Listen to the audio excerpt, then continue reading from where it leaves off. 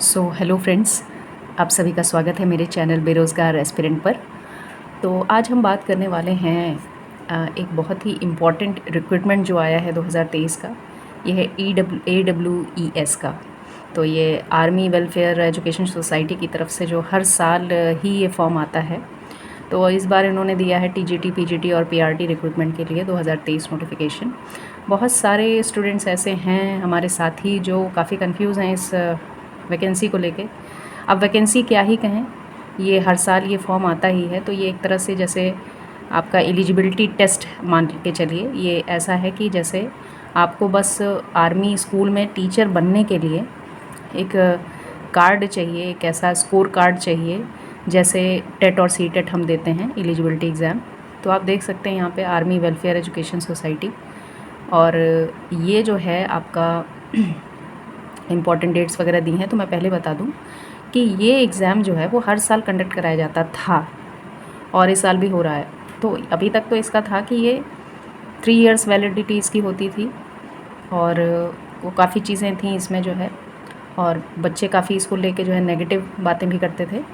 तो ये सब देखते हुए इन्होंने इस बार जो है इसको जो वैलिडिटी है इसकी वो लाइफ टाइम कर दी है।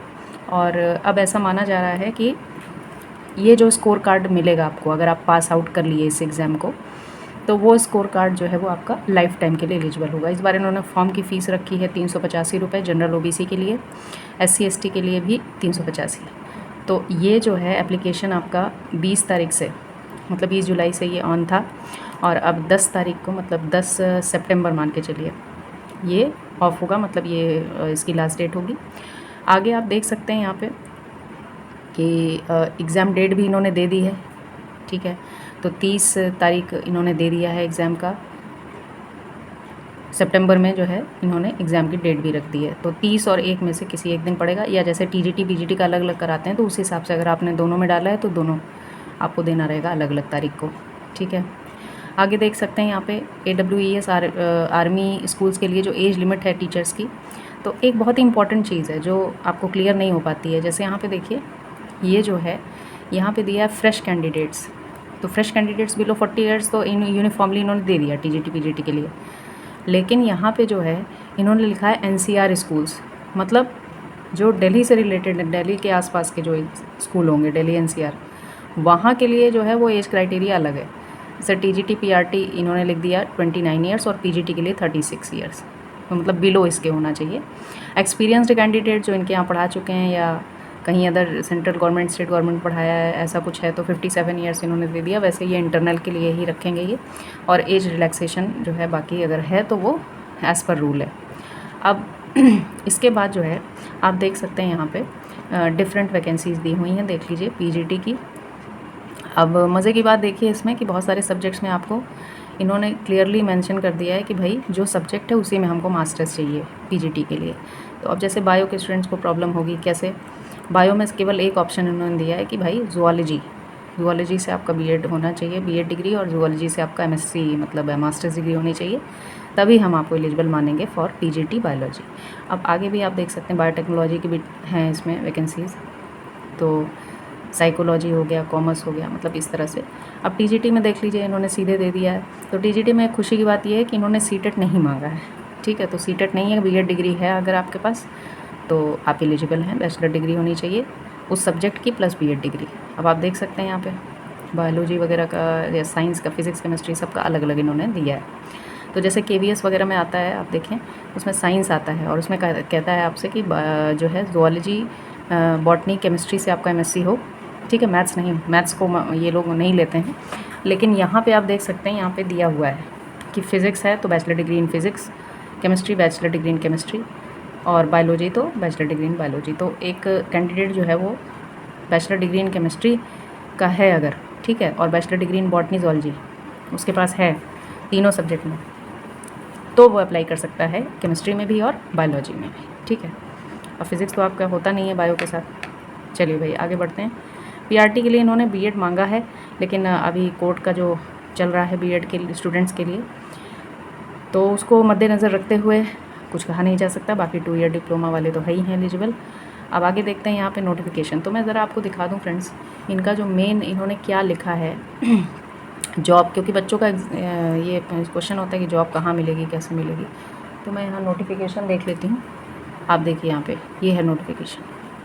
इन्होंने लिखा है कि इसमें जो है जनरल इंस्ट्रक्शंस में काफ़ी केयरफुली इस चीज़ को रेड, अब इस बार रेड सेंटेंस पूरा रेड लेटर्स में दे दिया है। Those who appear in the examination will be given a score card which shall be valid for life. तो ये इन्होंने दे दिया कि OST का score card life time valid है। बाकी आप देख सकते हैं जनरल स्टेटमेंट जो इन्होंने दिए हैं स्क्रीनिंग टेस्ट के लिए, उसमें इन्होंने बता दिया है कि हम रेगुलर भी दे सकते हैं जॉब, फिक्स टर्म के लिए भी दे सकते हैं, मतलब एडहॉक टीचर्स के फॉर्म में। अब ये सब फैसला कौन करेगा? AWES, मतलब जो इनकी वेलफेयर सोसाइटी है वो करेगी। तो आप समझ ही सकते हैं कि किसको जो है ज़्यादा सपोर्ट करते हैं, मतलब इनका जो इंटरनल अगर कोई है जो आर्मी से रिलेटेड हैं, उनका परिवार है, उनको सपोर्ट मिलता है ज़्यादा। अपॉइंटमेंट्स में उनको जो है वो पहले लिया जाता है, लेकिन ऐसा नहीं है, बाहरी भी जो है वो उनका भी होता है सिलेक्शन। तो सिलेक्शन प्रोसीजर आप देख सकते हैं यहाँ पे रेगुलर कैंडिडेट्स में दिया है उन्होंने within 2 years of being appointed. अगर स्कोर कार्ड नहीं है ये वाला OST का, मतलब जो ये एग्ज़ाम ले रहे हैं, इस एग्ज़ाम को इन्होंने ऑनलाइन स्क्रीनिंग टेस्ट नाम दिया है। तो अगर इसका स्कोर कार्ड आपके पास नहीं है तब भी आप जाके अप्लाई कर सकते हैं, लेकिन 2 साल के अंदर आपको इसको जो है वो पास करना पड़ेगा और 50% मार्क्स लाने पड़ेंगे। बाकी फ़िक्स टर्म के कैंडिडेट हैं तो 1 साल ही का टाइम दिया जाएगा उनको।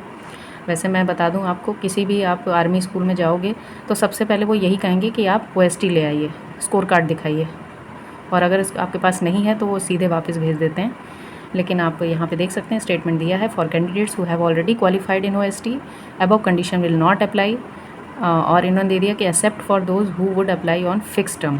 ठीक है, तो फिक्स टर्म वालों के लिए भी छूट इन्होंने दे रखी है, 40% पास मार्क्स विल अप्लाई। ठीक है, तो अगर 40% है तो आप इसके एडहॉक टीचर बन सकते हैं आर्मी स्कूल के। ठीक है, अब इन्होंने एक चीज़ और दी है कि जो फ्रेश कैंडिडेट्स हैं वो जब ऑनलाइन स्क्रीनिंग टेस्ट देंगे तो उनको एक स्कोर कार्ड जब मिल जाएगा तो उसके बाद वो फिर से अपना स्कोर इम्प्रूव करने के लिए फिर दोबारा दे सकते हैं। मतलब आप भले ही वो लाइफ टाइम के लिए वैलिड है, लेकिन अपना स्कोर इम्प्रूव करते रहिए, तो मतलब हर साल दीजिए और क्या। दोज डिज़ायरस अपग्रेडिंग देमसेल्फ, मतलब आप अपग्रेड करना है आपको। तो कैंडिडेट जिन्होंने PGT का स्कोर कार्ड प्राप्त किया है, आप वो PGT का प्राप्त कर सकते हैं। ठीक है, एडिशनल क्वालिफिकेशन। तो इनका मतलब यही है कि आप को वेलकम है आपका, अगर आप हर साल अप्लाई करना चाहें। इंटरव्यू की बात है तो इंटरव्यू तो होता है भाई। ठीक है, TGT PGT में तो इन बढ़िया इंटरव्यू लेंगे ये। वैकेंसीज़ अवेलेबल हैं स्कूल में अगर, ठीक है, तो स्कूल न्यूज़पेपर में निकलेगा, वेबसाइट पे, नोटिस बोर्ड पे। अब कैंडिडेट अप्लाई करेंगे, उसके बाद उनका इंटरव्यू होगा। तो कह रहे हैं कि द इंटरव्यू में, यहाँ पे देखिए ध्यान से, मैं कर्सर ले जा रही हूँ, आप देखिए, द इंटरव्यू मे और may not be held at the location of school, they may be held as per description of the location या लोकल मैनेजमेंट कन्वेंशन। मतलब जो लोकल में डिसाइड करेगी लोकल मैनेजमेंट वहाँ की, वहीं आपका जो इंटरव्यू होगा। ठीक है, बाकी आप देख सकते हैं यहाँ पे call for interview by selection board. ठीक है, तो दोनों के लिए है, और टीचर्स स्किल और कंप्यूटर प्रोफिशिएंसी भी चेक की जाएगी। वो तो कोरोना के बाद आप देख रहे हैं हर स्कूल यही मांग रहा है कि भाई कंप्यूटर प्रोफिशिएंसी होनी चाहिए। और एक चीज़ और यहाँ पे है लोकल सिलेक्शन बोर्ड। तो ऐसा होता है कि इनके इंटरव्यू के लिए प्रॉपर एक बोर्ड निश्चित ये करते हैं, और ये इनकी अथॉरिटी है अपनी। ठीक है, वेलफेयर सोसाइटी ही ये सारा काम करेगी। बाकी आप देख सकते हैं सैलरी वगैरह का देख लें तो देखिए यहाँ पे दिया हुआ है कि जो क्वालिफ़िकेशन क्राइटेरिया है वो दिया हुआ है यहाँ पे। आप देखिए 50% इन्होंने मांगा है। ठीक है, एग्रीगेट B.Ed में भी, और प्लस आपका जो भी है, मतलब अगर आपके पास बैचलर डिग्री या पोस्ट ग्रेजुएशन, तो उसका भी 50% की बात की है इन्होंने। ध्यान से देख लीजिएगा। CTET TET is not mandatory, साफ लिख दिया है ये यहाँ पे। तो ठीक है भाई, ये OST अपना ले ही रहे हैं तो सीटेट टेट की ज़रूरत है नहीं, ये अपना सीटेट टेट अपने हिसाब से करा रहे हैं, इसका मतलब है ना। और एक चीज़ और दी है फ्रेंड्स, यहाँ पे देखिए आप all other aspects may be considered for appointment on vacancies which may be ad hoc in nature. तो एडहॉक पे ज़्यादा जोर दिया है क्योंकि एडहॉक पे ही ये ज़्यादातर कैंडिडेट रखते हैं। अब इन्होंने कह दिया कि जो NCTE का रूल है एटलीस्ट उसको फुलफ़िल करना चाहिए। तो मतलब आप समझ लीजिए कि PRT B.Ed वाले जो है PRT के लिए अप्लाई नहीं कर पाएंगे। इनका सीधा सा मतलब ये है, आगे चल के जो भी ये नोटिफिकेशन निकाले तो aggregate percentage will be based on marks for entire duration. तो पोस्ट ग्रेजुएशन ग्रेजुएशन जो भी आपने किया है यहाँ पे, उसके हिसाब से एज देख लीजिए। अगर कोई फ्रेश कैंडिडेट है जिसके पास टीचिंग एक्सपीरियंस नहीं है 40 ईयर से बिलो होना चाहिए, ठीक है। और ये आर्मी स्पाउस के लिए है, ध्यान रखिएगा। ये देखिए एज क्राइटेरिया, तो ये आर्मी स्पाउसेस लिखा हुआ है यहाँ पे।